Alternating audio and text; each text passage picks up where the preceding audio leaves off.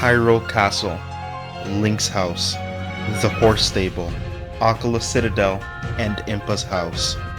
These are just some of the most iconic locations in The Legend of Zelda Breath of the Wild. And today I am going to be showing all of the before mentioned in LEGO.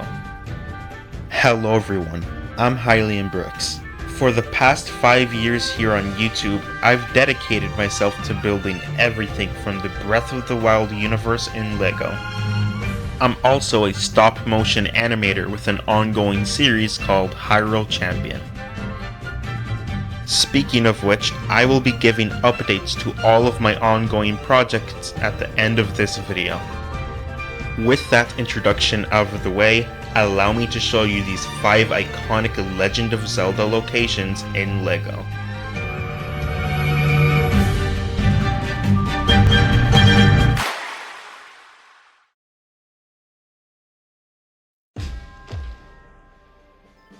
Kicking things off, we got Hyrule Castle. This build stands proudly as the centerpiece of my collection, if we were to ignore the Deku Tree, that is.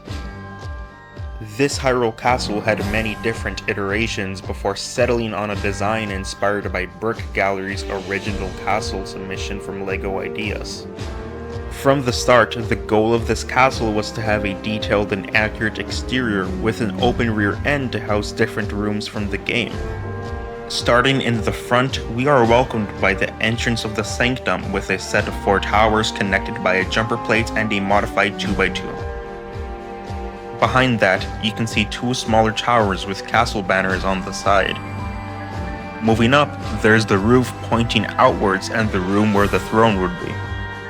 Then we have 2 more towers. In the game, the one on the left was damaged by the Calamity, but if you couldn't tell by now, this build is based on the castle's pristine state. Atop, we got the bell tower, with a custom bell I built and an amazing view of the whole kingdom. And finally, we got the top of the castle. I used a variety of cone pieces in black and gold for the castle's central tower. Well, now that I've shown you the outside of the castle, I think it's about time I show you the inside. To reveal the inside of the castle, you could easily turn it around or remove the second story for a better view. Immediately you'll notice the cubicle-like rooms I previously mentioned. Dead in the center, you can find a hallway that leads to either the dining hall or the lockdown. Taking a closer look at the dining hall, we could find a candle, a teapot, and a monster cake. Over at the lockdown, we got a jail cell with some bones referencing the Stalnox boss fight.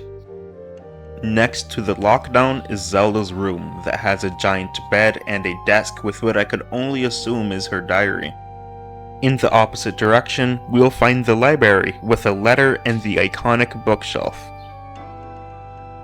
And this bookshelf hides an important secret. If you remove it, it will reveal a hidden piece of the Astral Observatory where you fight Calamity Ganon, which is a reference to one of the dig sites hidden behind one of these bookshelves. Above those rooms is the throne room, and despite it being such a compact space, I made sure to include the important details. Like the 2 thrones, one for the king and queen, the Triforce emblem, and even Zelda's Lullaby's notes using these grill pieces. And ultimately, we got the room atop the Sanctum with 2 torches and a statue of a knight.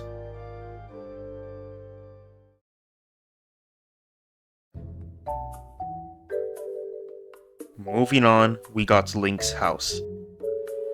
Similar to my Hyrule Castle, it had many first attempts prior to the one you now see.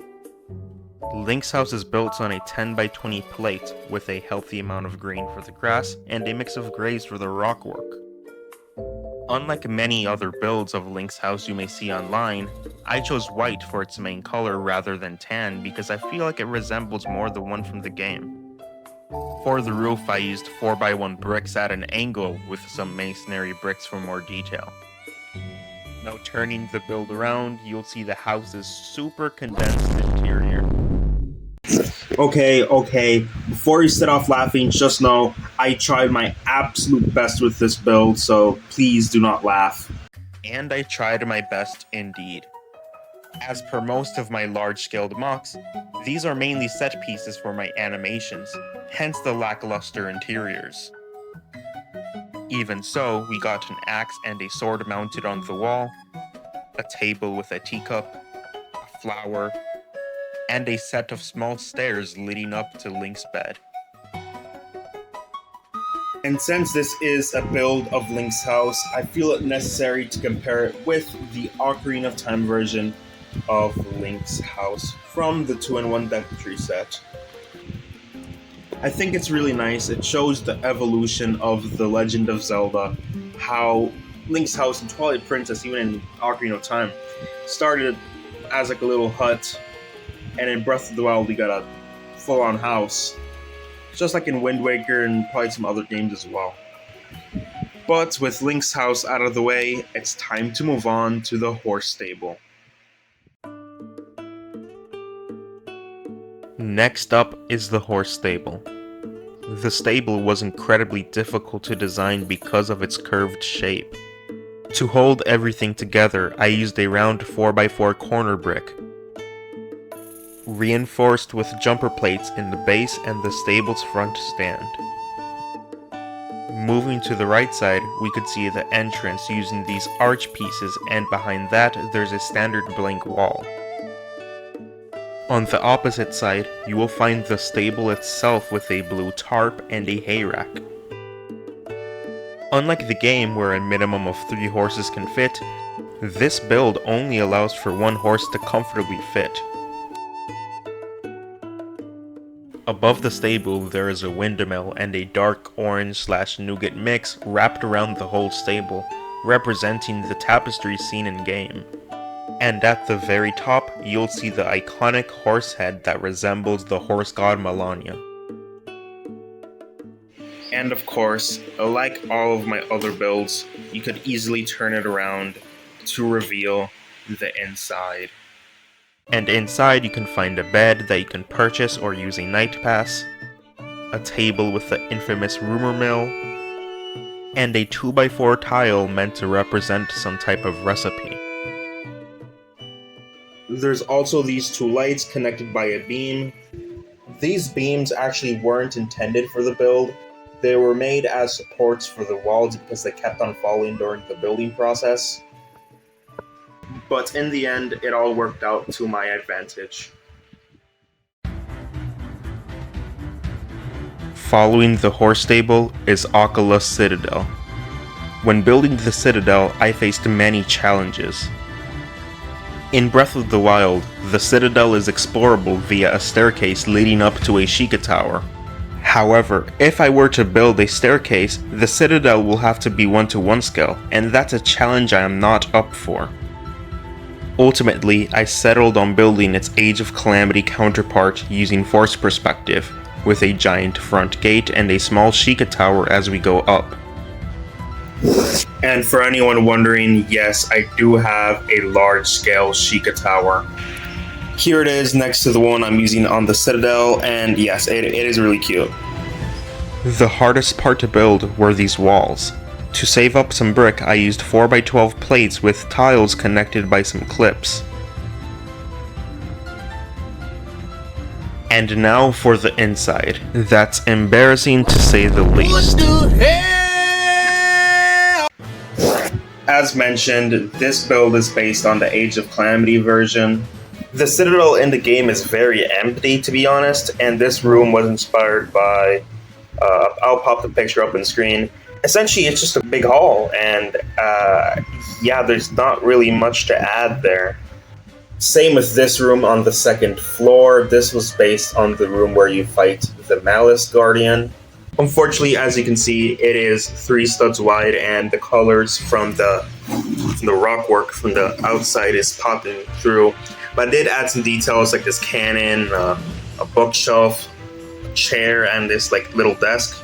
Also got a Hylian flag. However, I really do like this last bit. It has a Malice eye, and it's just full of Malice. And this is kind of referencing the Sheikah Tower in Breath of the Wild, that this whole area in the game is just full of Malice pools. But since the inside is so boring, we could take notes from the Citadel's cave in Tears of the Kingdom by removing the tower and adding a monster fort entrance. Speaking of monsters, we definitely gotta add a Horriblin, like, and even a Bubble Frog. I also added these Bright Bloom Seeds for ambience. And finally, we could add Misko's secret treasure, which is the Fierce Deity's armor. Yeah, it doesn't fit into second story. Oh well.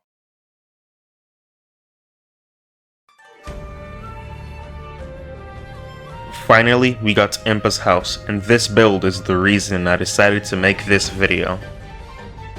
For years, I've attempted to build Impa's house, but to no avail, until recently that I got a bunch of these slopes that make up the roof. And no joke, this house is mainly just roof. In the game, Impa's house sits atop a slope with rocks, but for this build I created a small staircase to have it slightly elevated. Impa's house uses a lot of specialized curved elements, like these 3x3 round tiles, pointed wedge plates, and even a Nexonite shield for the various cloth designs. And like every other build shown, we got its interior. Now the inside of this house is a slight combination of its Tears of the Kingdom and Breath of the Wild design. And you could definitely tell the mix of the games with these cherry blossom trees reminiscing of the ones of Tears of the Kingdom, and the shrine ball from the Stolen Heirloom quest. And of course the interior wouldn't be complete without a minifigure of Impa. To access the second story, you got this small window, or if you move this panel to the side, you could lift up the roof.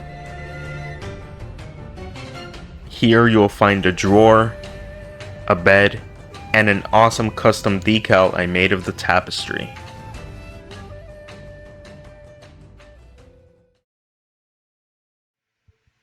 So there it is.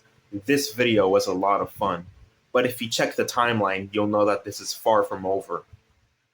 Something felt off about this video, and after reviewing its title for countless times, I knew exactly what it was.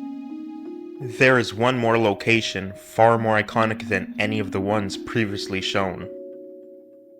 A crucial piece missing from my collection, and that is the Temple of Time. And no, I am not talking about this Temple of Time. Aside the Shrine of Resurrection, the Temple of Time is the first major landmark that you encounter in-game. 4 years ago, I attempted to build the Temple of Time, but then I ran into the problem of not having the appropriate color for the roof and towers, which led me to completely forget about this build. But after all of those years, I am ready to give the Temple of Time one more chance.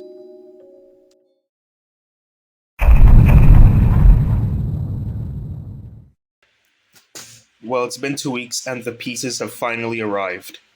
So let's do a quick overview of what I got. So here is what I ordered. Starting off with a bag full of 2x1 bricks and 2x2 slopes in dark red. These are going to be very useful for the temple sides and the roof. And if it isn't enough, we got more. In here we got a bunch of 4x1s and a Nexonite shields for detail, and a bunch of 6x2 slopes for the ceiling. I also got some inverted slopes and domes for the towers. And as a bonus, we got some minifigure parts. So here are the figure parts we got. As you will notice, there's a bunch of 2x1 slopes, and this is for the temple. We got these 3 minifigure torsos. This one is for a custom Taro from Tears of the Kingdom. This one in particular I got for the arms. I'm hoping to use them for Muktarok. Then there's this one that I'm hoping to experiment for a Sheikah figure. Then we got 2 minifigure legs. One of them is for Ganondorf, and the other is for a character in my animations. As well as these arms and hairpiece. This hair, I'm hoping to use it on Rauru or Paya from Breath of the Wild. As well as this face that is for Paya. as well as this dark blue scarf for a Hyrule Warriors link. So yeah, that is my first LEGO haul here on YouTube. With that done, I think it's time for me to build the Temple of Time. After a long week of building, at last we got the Temple of Time. This build is based on its pristine state seen in Age of Calamity. But to create the temple's ruins, you could easily remove the left tower, take off this wall, and partially remove bits of the roof while adding olive green parts for moss. Now, as for the building process itself, this was super easy to build. From the start, I already knew what I wanted the temple to look like, and using the pictures from my previous attempts really helped me all throughout. In this build, you can see all the pieces I ordered. We have these Nexonite shields for window details. We got all of the common 2x1 and 4x1 bricks. We got the 3 towers. I ended up using these other parts so it can look more pointy and to add some contrast to the build, as well as this 16x16 base plate. And let me not forget about this awesome roof. Now, to be honest, I do think the temple could be a bit longer, but for what I wanted to accomplish, I think this is perfect. Interestingly enough, all of the other builds shown require you to turn them around to access the interior. However, the Temple of Time is a longer build, and it warrants you to completely remove the roof instead. Now, the roof is held by these 4 studs. Unfortunately, I did run out of these tiles to cover up this part, but inside you'll find this red rug and the goddess statue. And fun fact, this is 1 out of 3 goddess statues that I have built.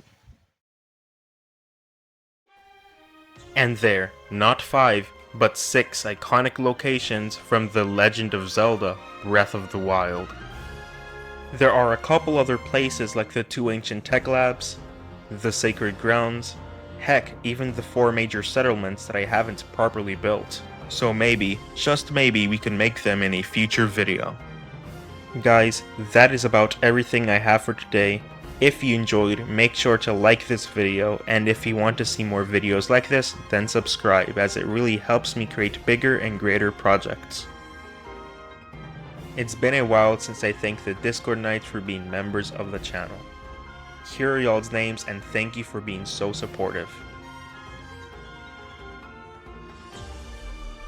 If you want to see your name at the end of these videos, make sure to join the Hyrule Champion Discord server linked in the description. Speaking of which, Hyrule Champion Part 5's production is going amazing. I formally began animation on June 11th, and we're currently with a runtime of 9 minutes and 38 seconds. My comic Ancients of 10,000 is also going smoothly. I recently compiled the first 3 chapters and it is looking amazing. Stay on alert for more updates in the future. Thank you all for watching, I hope you have a wonderful rest of your day, and I'll see you in the next video.